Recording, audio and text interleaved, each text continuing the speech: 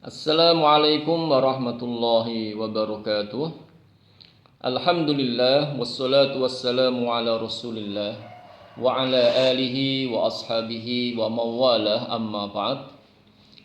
Ibu-ibu, bapak-bapak pengajian majelis taklim marhamah yang dirahmati oleh Allah. Kita lanjutkan ayat ke-48 dari surat Al-Anbiya itu ya. Walaqad ataina, dan sungguh kami telah memberikan Musa kepada Musa wa Haruna dan Harun al-Furqan. Al-Furqan artinya pembeda, membedakan perkara hak dan batil, membedakan mana itu perbuatan yang dosa dan mana itu perbuatan yang mendatangkan ridho, membedakan mana yang muttaqin, orang yang bertakwa, mana yang fujur, yang itu membangkang dari perintah-perintah Allah. Nah itu dijelaskan oleh Allah dalam kitab yang Allah turunkan pada Nabi Musa dan Nabi Harun, yaitu kitab Taurat. Nah, jadi Taurat itu juga mempunyai sifat al-furqan. Dia membedakan perkara hak dan yang batil. Nah ini walaqad ataina Musa wa Harunal furqan wadiyaan, dan penerang, cahaya, sinar ya, dia itu ya. Jadi dia menerangi, dia menyinari. Fungsi Taurat yang Allah turunkan ya kepada Nabi Musa, kepada Nabi Harun untuk jadi pegangan hukum Bani Israel, itu dia adalah sebagai sinar, sebagai cahaya. Tentunya Bani Israel ya, setelah Allah selamatkan mereka dari penindasan Fir'aun, kemudian mereka di Mesir membentuk masyarakat. Nah itu butuh pengaturan, butuh syariat ya. Nah Allah datangkanlah syariat itu lewat Nabi Musa alaihissalam, lewat Nabi Harun alaihissalam. Makanya fungsinya itu sebagai dia, sebagai sinar. Apalagi Bani Israel ya, sebelumnya mengalami masa yang sulit sekali, ditindas oleh Fir'aun ya, dijadikan budak oleh Fir'aun, kemudian lepas banyak hal kan, banyak hal. Pertama lepas dari penindasan Fir'aun, hidup dalam masyarakat baru ya. Ada keengganan mereka dalam menerima dakwah Nabi Musa itu ada memang sisi-sisi keengganan itu ada. Pertama kali saja mereka nyebrang dari Mesir ke ke Syam itu kan ya, ke Palestina itu kan mereka melihat ada orang mempunyai sesembahan. Nah, terus itu mereka minta pada Nabi Musa untuk dibuatkan sesembahan. Makanya Nabi Musa itu marah besar pada mereka. Nabi Musa mengatakan, saya masih ada di tengah-tengah kalian, itu kalian masih seperti ini. Nah itu kegelapan yang ada dalam Bani Israel ya. Karena masih mudah terpengaruh. Padahal Allah sudah menunjukkan pada mereka ya tanda-tanda kebesarannya, tanda-tanda kekuasaannya. Mereka melihat bagaimana laut dibelah oleh Nabi Musa, bagaimana Fir'aun tenggelam, itu mereka sudah melihat. Tapi loh kok masih seperti itu. Nah ini contoh kegelapan yang ada pada diri mereka. Makanya Nabi Musa itu diberi bekal oleh Allah kitab Taurat, fungsinya adalah dia, adalah sebagai cahaya, sebagai penerang untuk Bani Israel. Nah kita lanjutkan ya, wa dzikra, dan sebagai peringatan lil muttaqin, untuk orang-orang yang bertakwa. Jadi untuk orang-orang yang bertakwa. Jadi sebenarnya ya peringatan untuk kesemuanya saja ya, tetapi yang bisa mengambil faedah itu hanya orang yang takwa. Makanya ini disebutkan secara khusus peringatan bagi orang-orang yang bertakwa. Nah, siapa itu? Ayat berikutnya ayat 49 gitu ya. Siapa itu orang-orang yang bertakwa?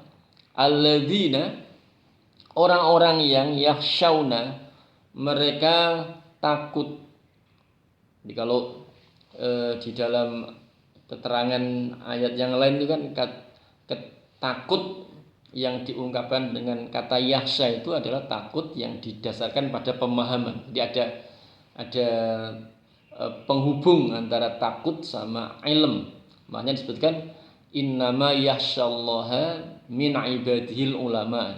Jadi sesungguhnya yang takut kepada Allah di antara hamba-hambanya itu adalah para ulama. Jadi kalimat takut yakhsha itu adalah ketakutan yang didasarkan pada pengetahuan. Nah, ini bisa juga dilihat di keterangan-keterangan kitab lughah itu memang ada. Di alladzina, di orang-orang yang bertakwa itu adalah alladzina, orang-orang yang yakhshawna, mereka takut. Tapi takutnya itu berdasarkan ilm, berdasarkan pengetahuan. Rabbahum, kepada Rabb mereka, kepada pemelihara mereka. Bil ghaib, dengan ghaib. Artinya meski tidak dilihat oleh siapapun, meski sendiri itu ya. Nah, dia tetap takut kepada Allah Subhanahu wa taala. Memang salah satu ciri orang yang bertakwa itu adalah keimanan pada Allah itu bil ghaib. Ketakutan pada Allah itu bil ghaib. Jadi orang misalkan sendiri, dia misalnya diberi amanah akan satu harta kekayaan. Nah, kemudian dia ketika diberi amanah akan satu harta kekayaan tadi, dia leluasa untuk menggunakan. Tetapi karena takut pada Allah Subhanahu wa taala, meski tidak dilihat oleh orang ya, sendiri, nah dia tidak berani utek-utek itu amanah dia itu. Nah, itu adalah ciri hamba yang bertakwa, ditakut pada Allah itu bil ghaib. Nah, pun pula misalnya sebagai contoh ya, seseorang misalnya pindah kerja atau pindah pindah tempat, dan di mana di tempat baru itu dia tidak dikenali oleh orang-orang. Mungkin di kampungnya dia dikenal, di kotanya asal dia dikenal, banyak orang mengenali. Nah, sekarang dia di kota baru tempat dia kerja. Nah, andai dia itu melakukan kemaksiatan ya, itu ya tidak peduli orang-orang sekitarnya. Karena apa ya, tidak mengenali.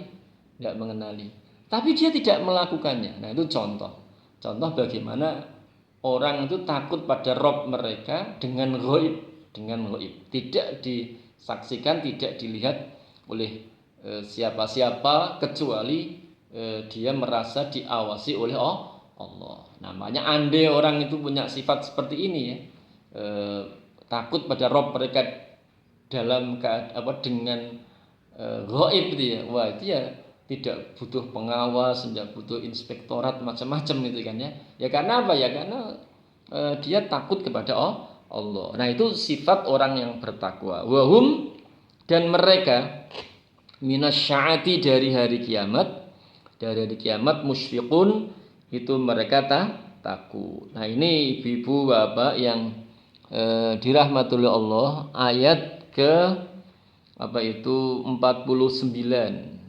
ayat 48 dan 49. Nah, Allah telah turunkan kitab pada Nabi Musa, Harun gitu ya, kitab Taurat. Allah juga yang turunkan kitab Taurat pada Nabi Musa dan Nabi Harun. Itulah Allah yang juga menurunkan kitab Al-Quran pada Nabi kita Muhammad Sallallahu Alaihi Wasallam. Jadi memang ada kesinambungan. Nah, lantas kenapa kok ada kitab yang baru yang Allah turunkan? Karena kitab sebelumnya itu Taurat, Injil itu ya, itu sudah ada campur tangan manusia gitu ya. Sehingga banyak sekali kebenaran-kebenaran yang itu tertutupi. Karena apa? Karena kitab sumber kebenarannya, kitabnya dirubah-rubah oleh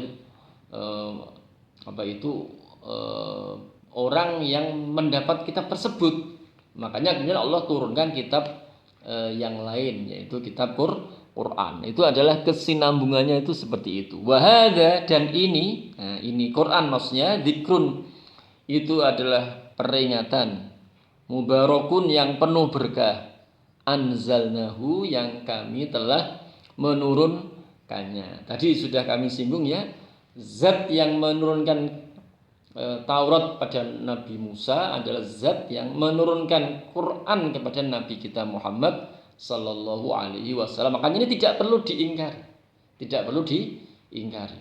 Loh, Muhammad itu loh, itu kata orang-orang Quraisy ya. Muhammad itu loh mendakwahkan dirinya itu mendapat wahyu. Kayak aneh. Tapi satu sisi dia tidak mempersoalkan Nabi Musa mendapatkan kitab. Itu tidak mempersoalkan, tapi mempersoalkan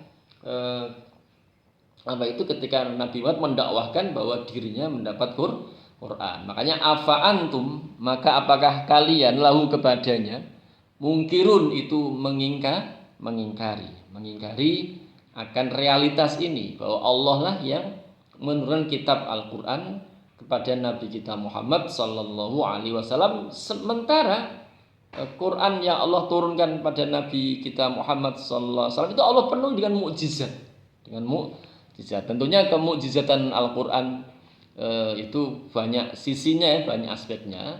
Tapi ini karena waktu ya tidak memungkinkan, dan sering kita bahas di kesempatan yang lain. Tapi ini kita cukupkan sampai di sini. Konteksnya adalah bahwa Quran yang Allah turunkan pada Nabi kita Muhammad sallallahu alaihi wasallam itu ya, zat yang telah menurunkan Quran pada Nabi Muhammad adalah zat yang menurunkan Taurat pada Nabi Musa. Baik, saya rasa itu ibu-ibu bapak yang dirahmati Allah, semoga bermanfaat untuk kita semuanya.